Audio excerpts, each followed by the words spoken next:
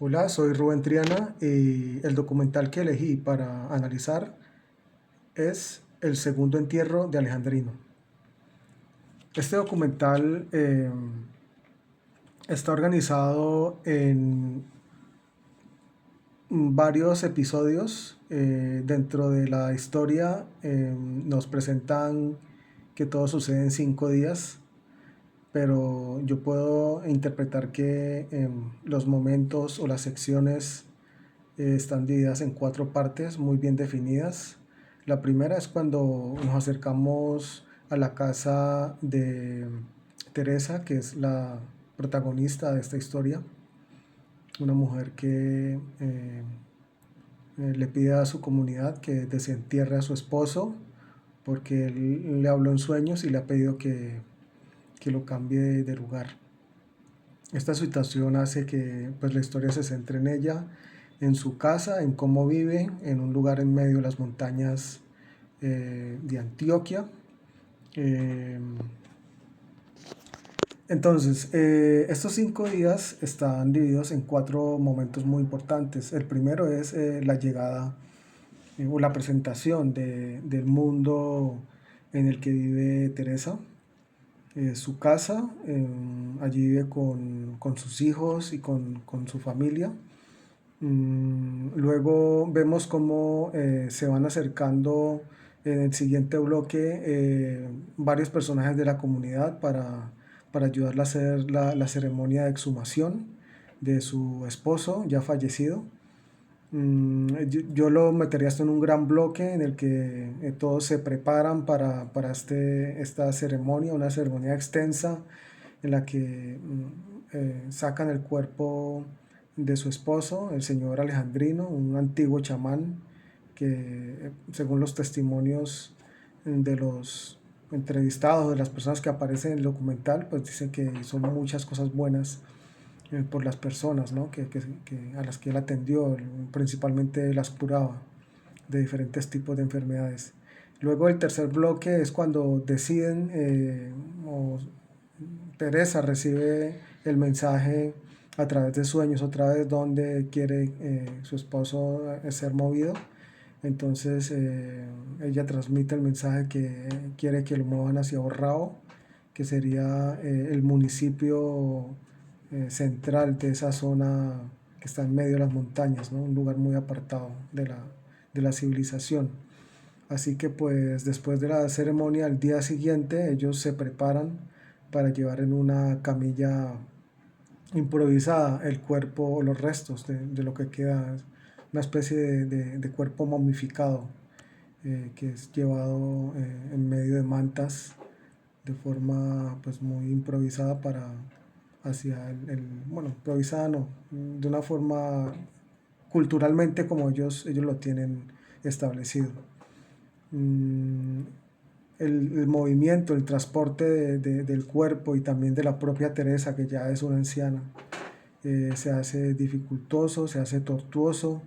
Lo hacen con la ayuda de mulas y un grupo pues de solidarios que pertenecen a esa comunidad. El viaje se nota difícil, contra muchos elementos de la naturaleza, hasta que después de varias paradas intermedias en diferentes refugios logran llegar a Urrao, que esa sería como la última parte, el cuarto bloque, el final, donde ellos nos damos cuenta que terminan realizando es una especie de rito cristiano para enterrarlo en un cementerio. Bueno, los 3 momentos más importantes para mí, el primero está en la escena del minuto 15:48. Esa escena es donde vemos por primera vez el cuerpo de Alejandrino ya momificado. Creo que solo se le ven los pies. Me parece una escena bastante fuerte. Sobre todo ver cómo Teresa lo limpia y lo acaricia con devoción. Digamos que es una escena de una carga simbólica y cultural muy fuerte porque pues nosotros, digamos, nuestra cultura más occidentalizada no está tan tan familiarizada con este tipo de acciones, de tener un contacto cercano con los muertos, sobre todo con sus cuerpos. Eh, entonces sí, es una escena fuerte, chocante, que pues puede generar en algunas personas cierta repulsión, ¿no?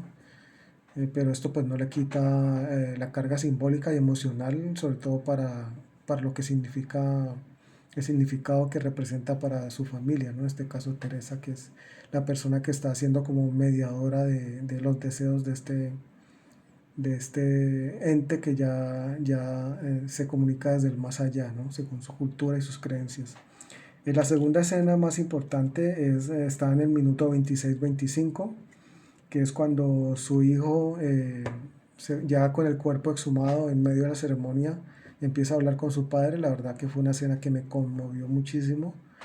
Es muy fácil ponerse en la piel de este hombre que ya lleva 4 años sin ver a su papá, y esta forma en la que él expresa o recuerda las palabras que le dice, pues la verdad que yo creo que conmueven a la mayoría de las personas que puedan ver esta escena, ¿no? Es bastante emotiva.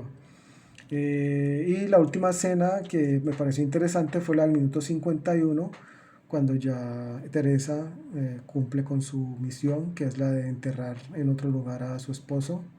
Y justo antes de irse le dice: mi hijo, aquí te dejo, ya me voy, pero recuerda de volver a la tierra.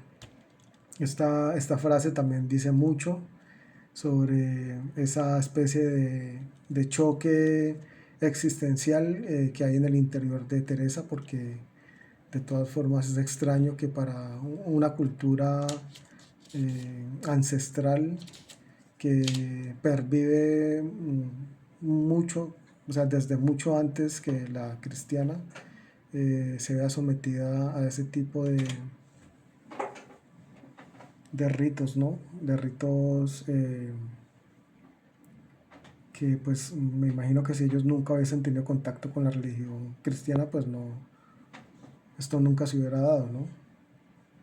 O se hubiese dado de una forma diferente. Entonces me parece ahí que hay un tema sincrético, pero a la vez un choque cultural y religioso que en el fondo pues no, aunque ella cumple su misión, no la deja tranquila, ¿no? Siempre existe como la duda si lo hizo bien, y que aunque él desea estar en un lugar diferente al de su tierra, ella parece que preferiría algo distinto, ¿no? Algo mucho más afín a sus costumbres.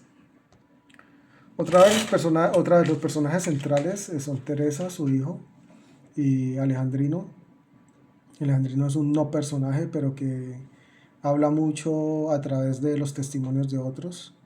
Y la verdad que su presencia, aunque no se mueva, aunque no emita emociones, genera bastante impresión ver cómo los demás lo veneran a través de sus acciones, por lo que recuerdan de él, por la memoria, ¿no? Que él dejó, ¿no? Sus actos, todo lo que él dejó, esa impronta, esa huella en esa sociedad que aún después de muerto la moviliza y hace que tomen decisiones que cuesta tiempo, esfuerzo y tal vez dinero dentro de su propia comunidad, y aún así ellos lo hacen con toda la devoción y el respeto. Teresa, desde luego, es la voz y la conductora de este documental, la cual la conduce esta narrativa de una forma muy solemne. El director en este caso pues tiene la pericia para que ella tenga toda la libertad para narrar, ¿no? Lo que siente, lo que piensa, lo que vive, e incluso sin juzgarla, ¿no? Porque esto en un principio arranca como si para un occidental diría esto es una locura. Entonces, digamos, importantísimo la forma en que es abordado el personaje de Teresa, y cómo ella misma con sus testimonios y sus acciones pues nos va contando esa historia profundamente emotiva y personal. Finalmente, con respecto a los estudios y observaciones que hacen tanto Beltrán, Mateus Mora como Beltrán, pues tenemos varias relaciones. La primera, en el libro de cuadernos de cine colombiano, tenemos que hay un desarrollo, una evolución en la forma en que los documentalistas han expuesto a los indígenas colombianos, ¿no? Eh, Al principio los veían como meros objetos que debían ser transformados, ¿no? Como unos bárbaros que tenían que convertirse al cristianismo y a la civilización occidental. Después esa visión fue evolucionando también por la misma evolución de la antropología. Y finalmente ya tenemos, ahora nos encontramos con unas narrativas mucho más intersubjetivas, donde casi que estamos viendo ese mundo a través de los ojos de los mismos o de los propios indígenas, ¿no? Con un respeto absoluto por su idiosincrasia, por su historia y por su cultura. Y nosotros simplemente lo que hacemos es asistir a través de una cámara invisible que se sumerge y que atraviesa las paredes sin apenas molestar ni crear disturbios alrededor de situaciones tan importantes como lo es un ritual de exhumación, como es ver a hombres indígenas llorar, ¿no? Expresarse de forma emocional tan fuerte, ¿no? Dentro de una cultura que de todas maneras en algunos casos puede ser machista. Entonces conseguir estos niveles de narrativas internándose en los entresijos de la cultura indígena, me parece que es todo un logro para el director. En este sentido, las observaciones de Beltrán y de Mateus Mora pues nos hacen evidenciar que este es un documental de nueva generación, con una mirada mucho más ajustada a nuestros tiempos, donde eh, lo principal es entender el cosmos y el universo indígena sin juzgarlo, todo lo contrario, poniéndonos en la piel de ellos y casi que haciéndonos sentir lo que ellos sienten, ¿no? Es en los momentos antes descritos como la de su hijo llorando frente a su padre, me parece de un momento cumbre del cine colombiano, cine documental en este caso, y creo que es todo un monumento a la narrativa y a la memoria, no solamente indígena, sino de nuestra cultura colombiana en general.